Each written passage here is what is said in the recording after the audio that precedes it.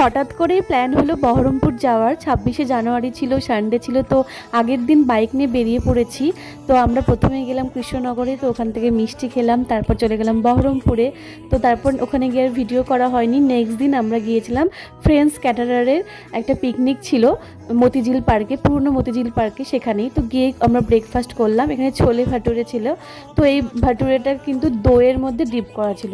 আমি অতটা দই লাভার না বলে আমার অতটা মানে দইয়ের জন্য ভালো লাগছিল না, এমনি খেতে খুব সুন্দর হতো। তার সঙ্গে ছিল মিহিদানা। আর স্টলে তো প্রচুর খাবার ছিল, চিকেন পেরি পেরি টিক্কা, পাপড়ি চাট, দই বড়া, তারপর চিল্লা ছিল, তারপর ছিল হচ্ছে জিলেপি উইথ রাবড়ি ছিল, তারপর মাটন গালোটি কাবাব ছিল। তো প্রত্যেকটা খাবারই ভীষণ সুন্দর করেছিল। আমরা অল্প অল্প করে প্রত্যেকটা খাবারই ট্রাই করেছিলাম, বেশি করে খাইনি কারণ সব কিছু খেতে পারবো। মাটন গালোটি কাবাবটা খুব সুন্দর হয়েছিল, চিকেন টিক্কাটাও খুব ভালো হয়েছিল।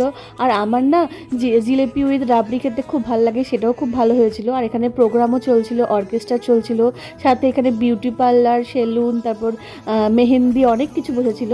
আর এখানে হচ্ছে আমরা হচ্ছে জিলেপি উইথ রাবড়ি খাচ্ছিলাম, খুব ভালো ছিল এটা। তারপরে আমরা একটু ঘুরতে বেরিয়েছিলাম, এসে আবার লাঞ্চ করলাম।